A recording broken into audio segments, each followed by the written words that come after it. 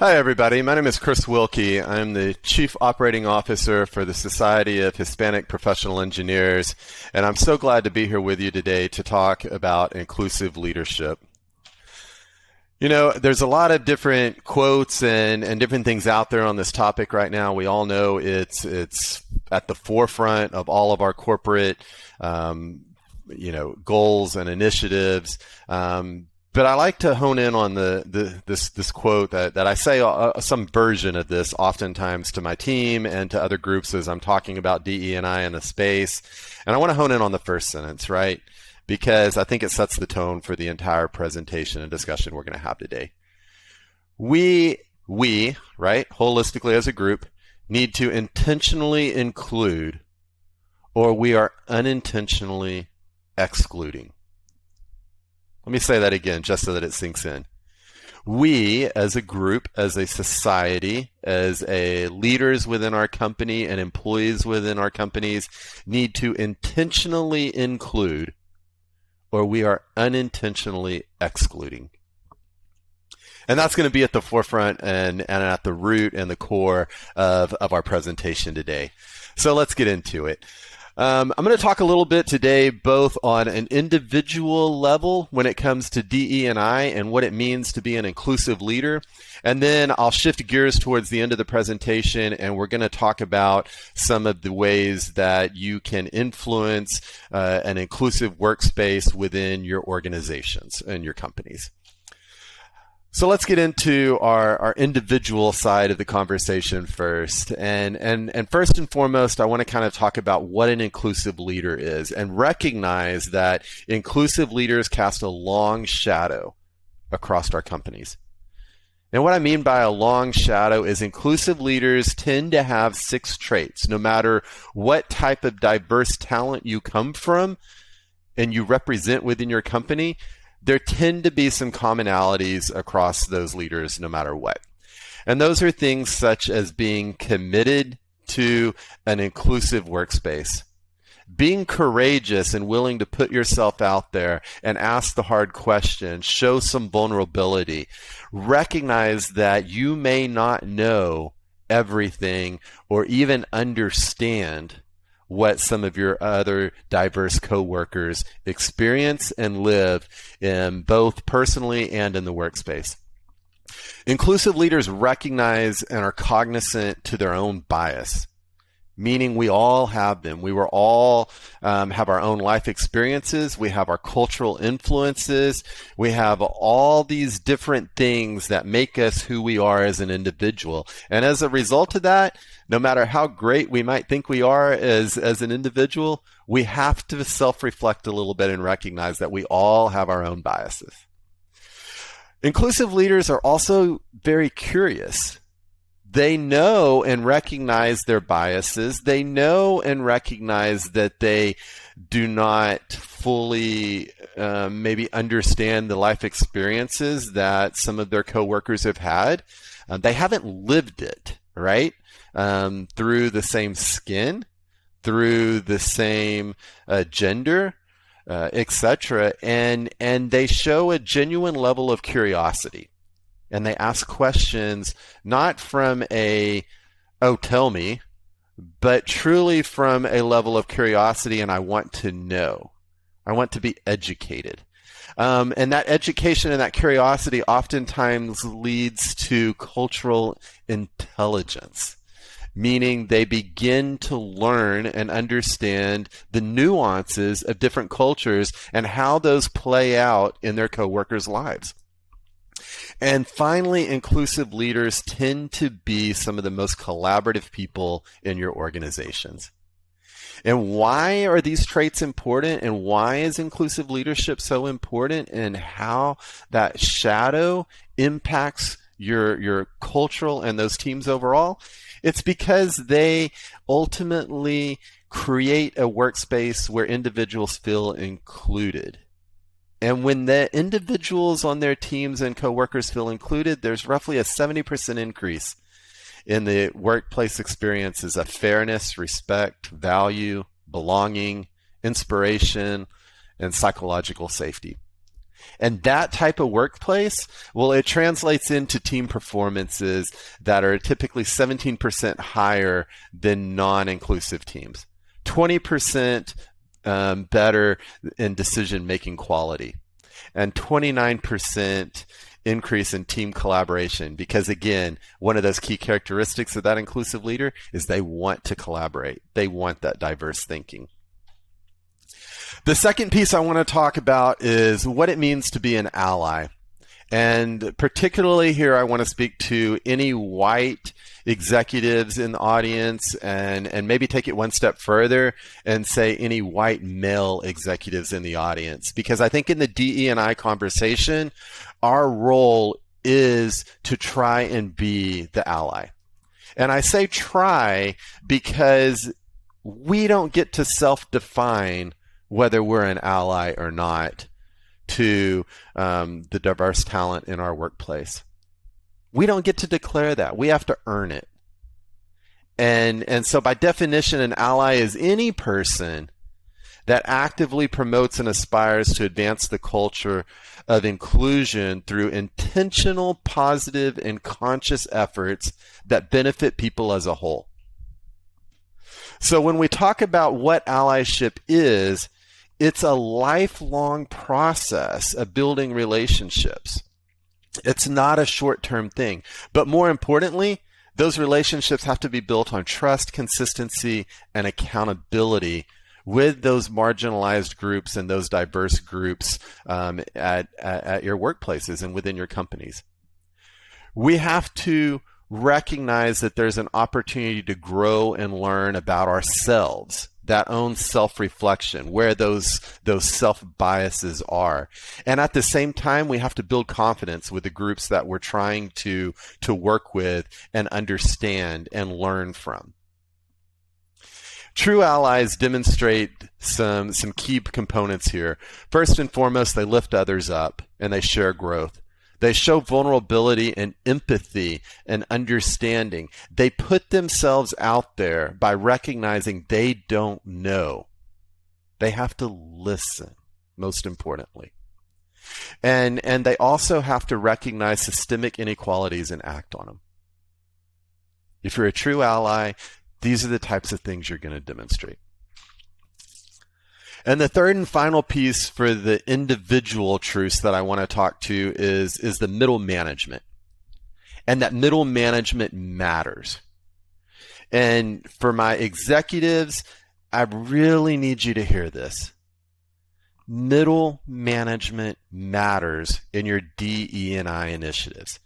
This first bullet here is a quote from a 2007 research paper, almost, 15 years old roughly. And it says, the middle manager's conundrum. The grassroots are energized. The executives have seen the light, and the top-down and the bottom-up momentum comes to a screeching halt in the middle girth of most organizations. And I want you to think about that in today's world, how true that still is for so many companies, so many cultures. Our middle managers are the underserved group within all the levels of our organization, and so many times. The grassroots gets organized, their voice gets heard. The executives have time to reflect and learn and debate about what within the culture needs to change and how you're going to go about it. And then we fall short because so many times it becomes a top-down directive to middle managers. Here's what you're going to do when it comes to DE&I. And as a result of that, we see several different personas in our middle management specifically come out when it comes to trying to implement strategic change and create an inclusive workspace. On one end, you've got the fully opposed individual who personally doesn't agree and they're not going to get behind it on a company level and there's no change in their mind. And that's the extreme on the left, right?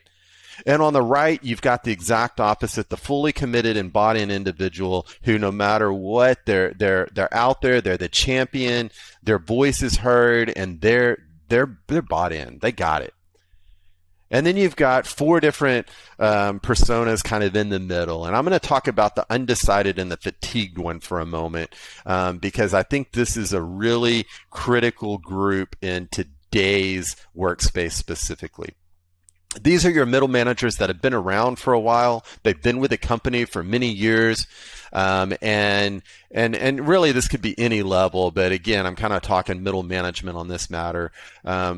But these guys have heard this song and dance before. They've heard the D&I conversation. They've seen the company react as the shiny object and put out some diversity initiatives early on or whatever. But at the end of the day, they've also lived and been with the company long enough to see, hey, things really didn't evolve. They really didn't change.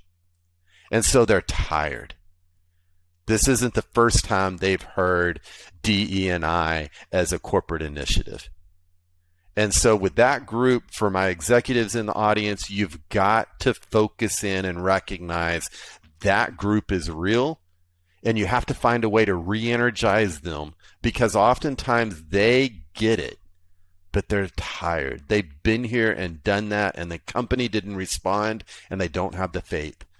So you've got to get them re-energized and bought into moving into that supportive and that committed group. Let's shift gears for briefly here and talk about 6 organizational truths. And the first one is that diversity of thought is the new frontier. And so I've got a couple of stats here because it speaks to both sides of the coin. Diversity of thinking enhances innovation by 20%. So what that says is the more diverse group you've got at the table in the thinking and the design process, the better the innovation is going to be. And at the same time, diversity of thinking reduces risk by 30%.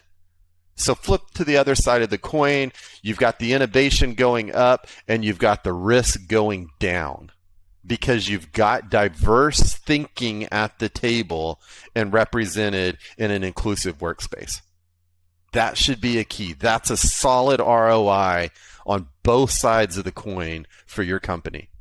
And the number one reason why diversity of thought is the new frontier and a key focus for companies moving forward. The second thing I want to talk about is diversity without inclusion is not enough. For years, diversity was the topic. It was the buzzword. And now it's diversity and inclusion, or DE&I, or an inclusive workspace. Why? Why that expansion into inclusion? Because we've learned over the years that inclusive cultures, notice that doesn't say diverse cultures. It says inclusive cultures are 2 times as likely to meet or exceed financial targets, 3 times as likely to be high performing, 6 times more likely to be innovative and agile.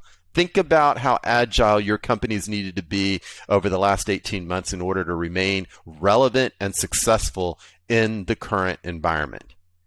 8 times more likely to achieve better business outcomes. Those are some pretty dynamic and impactful stats, all around having an inclusive culture. The third area that I want to speak to when it comes to organizational truths is a pretty straightforward one. Match the inside with the outside.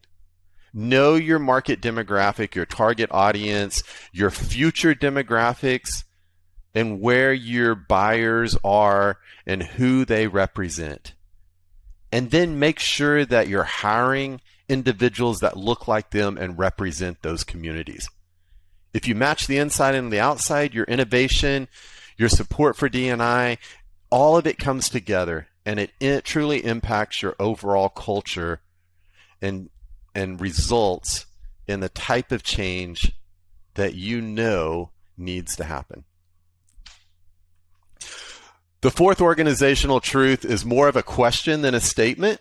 So up to this point, you notice they've kind of been more statements, but I'm going to say, ask yourself this question. Are our publicly facing DE&I efforts falling short internally? Ask yourself that again. Are our publicly facing DE&I efforts falling short internally? Such an important question. How many of your companies have put out statements of solidarity, have had social media posts on social